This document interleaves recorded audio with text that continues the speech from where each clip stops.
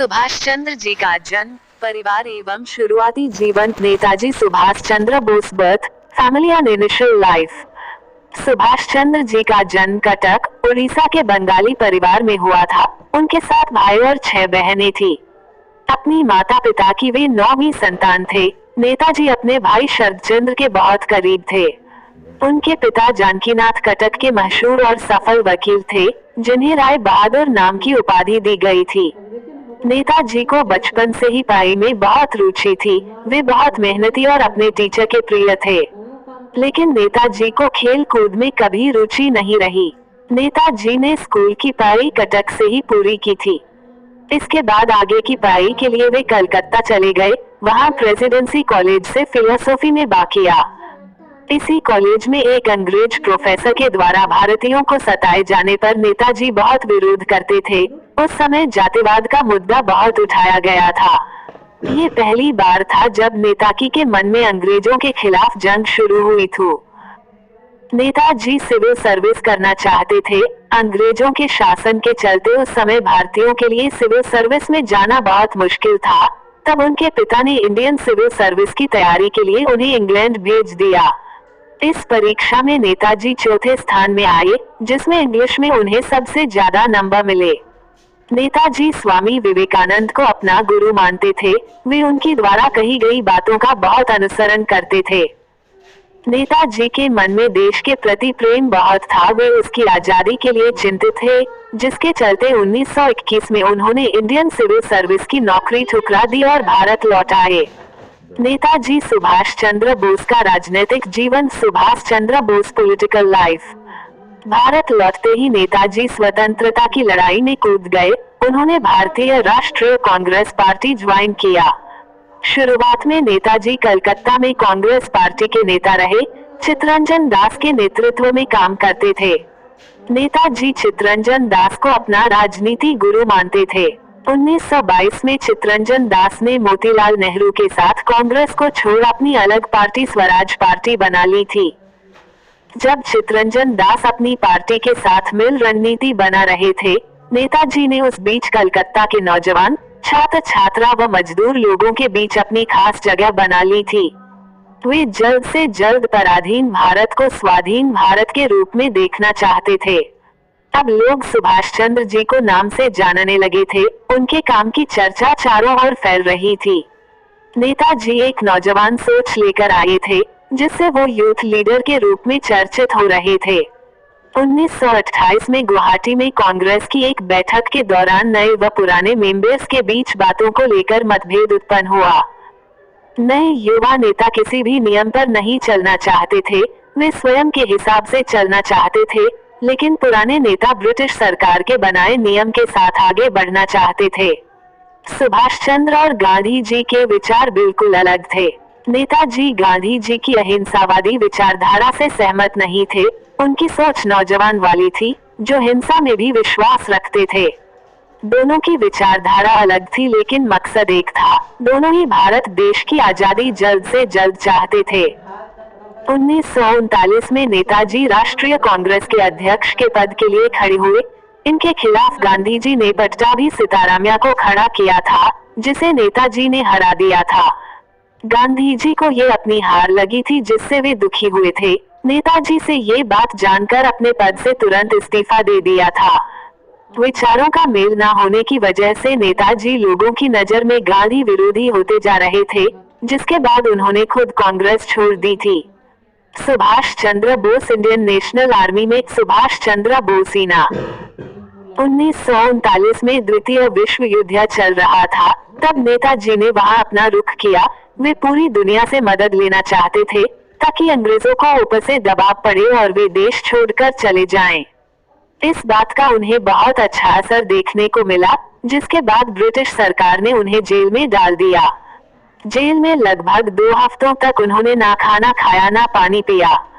उनकी बिगड़ती हालत को देख देश में नौजवान उग्र होने लगे और उनकी रिहाई की मांग करने लगे। तब सरकार ने उन्हें कलकत्ता में नजरबंद कर रखा था। इस दौरान 1941 में नेताजी अपने भतीजे शिशिर की मदद में वहां से भाग निकले। सबसे पहले वे बिहार के गोमाह गए, वहां से वे पाकिस्तान के पेशावर जा पहुंचे। इसके बाद वे सोवियत संघ होते हुए जर्मनी पहुंच गए, जहां वे वहां के शासक एडोल्फ हिटलर से मिले। राजनीति में आने से पहले नेताजी दुनिया के बहुत से हिस्सों में घूम चुके थे। देश दुनिया की उन्हें अच्छी समझ थी। उन्हें पता था हिटलर और पूरा जर्मनी का दुश्मन इंग्लैंड था। ब्रिटिशों से बदला लेने के लिए उन्हें ये कूटनीति सही लगी और उन्होंने दुश्मन के दुश्मन को दोस्त बनाना उचित लगा। इसी दौरान उन्होंने ऑस्ट्रेलिया की एमिली से शादी कर ली थी, जिसके साथ में बर्लिन में रहते थे। उनकी एक बेटी भी हुई, अनीता बोस। 1943 में नेताजी जर्मनी छोड़ साउथ ईस्ट एशिया मतलब जापान जा पहुंचे। यहाँ वे मोहन सिंह से मिले, जो उस समय आजाद हिंद फौज के मुखिया थे। नेताजी मोहन सिंह व रास बिहारी बोस के साथ मिलकर आजाद हिंद फौज का पुनर्गठन किया। इसके साथ ही नेताजी आजाद हिंद सरकार पार्टी भी बनाई। 1944 में नेताजी ने अपनी आजाद हिंद फौज को तुम मुझे खून दो मैं तुम्हें आजादी दूंगा नारा दिया, जो देश भर में नई क्रांति लेकर आया। नेताजी का इंग्लैंड जाना। नेताजी इंग्लैंड गए, जहां वे ब्रिटिश लेबर पार्टी के अध्यक्ष व राजनीति मुखिया लोगों से मिले। जाना उन्होंने भारत की आजादी और उसके भविष्य के बारे में बातचीत की। ब्रिटिशों को उन्होंने बहुत हद तक भारत छोड़ने के लिए मना भी लिया था। नेताजी सुभाष चंद्र बोस की मृत्यु। सुभाष चंद्र बोस डेथ। 1945 में जापान जाते समय नेताजी का विमान ताइवान में क्रैश हो गया, लेकिन उनकी बॉडी नहीं मिली थी। कुछ समय बाद उन्हें मृत घोषित कर दिया गया था। भारत सरकार ने इस दुर्घटना पर बहुत सी जांच कमेटी भी बैठाई, लेकिन आज भी इस बात की पुष्टि आज भी नहीं हुई है। मई 1956 में शाह नवाज कमेटी नेताजी की मौत की गुत्थी सुलझाने जापान गई, लेकिन ताइवान ने कोई खास राजनीति रिश्ता न होने से उनकी सरकार ने मदद नहीं की। 2006 में मुखर्जी कमीशन ने संसद में बोला कि नेताजी की मौत विमान दुर्घटना में नहीं हुई थी और उनकी अस्थियां जो रिंकुजी मंदिर में रखी हुई है वो उनकी नहीं है। लेकिन इस बात को भारत सरकार ने खारिज कर दिया। आज भी इस बात पर जांच व विवाद चल रहा है। 23 जनवरी को नेताजी सुभाष चंद्र बोस जी का जन्म हुआ था, इसलिए इस दिन को प्रतिवर्ष सुभाष चंद्र बोस जयंती के रूप में मनाया जाता है। इस साल 2021 में 23 जनवरी को उनका 123वें जन्मदिन के रूप में मनाया जाएगा। नेता सुभाष चंद्र बोस जी के बारे में रोचक तथ्य। Subhash Chandra Bose interesting facts. वर्ष 1942 में नेता सुभाष चंद्र बोस जी हिटलर के पास गए और भारत को आजाद करने का प्रस्ताव उसके सामने रखा, परंतु भारत को आजाद करने के लिए हिटलर का कोई दिलचस्पी नहीं था और उसने नेताजी को कोई भी स्पष्ट वचन नहीं दिया था। सुभाष चंद्र बोस जी स्वतंत्रता सेनानी भगत सिंह जी को बचाना चाहते थे और उन्होंने गांधी जी से अंग्रेजों को किया हुआ वादा तोड़ने के लिए भी कहा था, परंतु वे अपने उद्देश्य में नाकाम रहे। नेताजी सुभाष चंद्र बोस जी ने भारतीय सिविल परीक्षा में चौथा स्थान प्राप्त किया था, परंतु उन्होंने देश की आजादी को देखते हुए अपने इस आरामदायक नौकरी को भी छोड़ने का बड़ा फैसला लिया। नेताजी को जलियांवाला बाग हत्याकांड के दिल दहला देने वाले दृश्य ने काफी ज्यादा विचलित कर दिया और फिर भारत की आजादी संग्राम में खुद को जोड़ने से रोक ना सके। वर्ष 1943 में बर्लिन में नेताजी ने आजाद हिंद रेडियो और फ्री इंडिया सेंट्रल से सकुशल स्थापना की। वर्ष 1943 में ही आजाद हिंद बैंक ने 10 रुपए के सिक्के से लेकर 1 लाख रुपए के नोट जारी किए थे और 1 लाख रुपए की नोट में नेता सुभाष चंद्र जी की तस्वीर भी छापी गई थी। नेताजी ने ही महात्मा गांधी जी को राष्ट्रपिता कहकर संबोधित किया था। सुभाष चंद्र बोस जी को 1921 से लेकर 1941 के बीच में 11 बार देश के अलग अलग कैदखाना में कैद किया गया था। नेता सुभाष चंद्र बोस जी को भारतीय राष्ट्रीय कांग्रेस में 2 बार अध्यक्ष के लिए चुना गया था।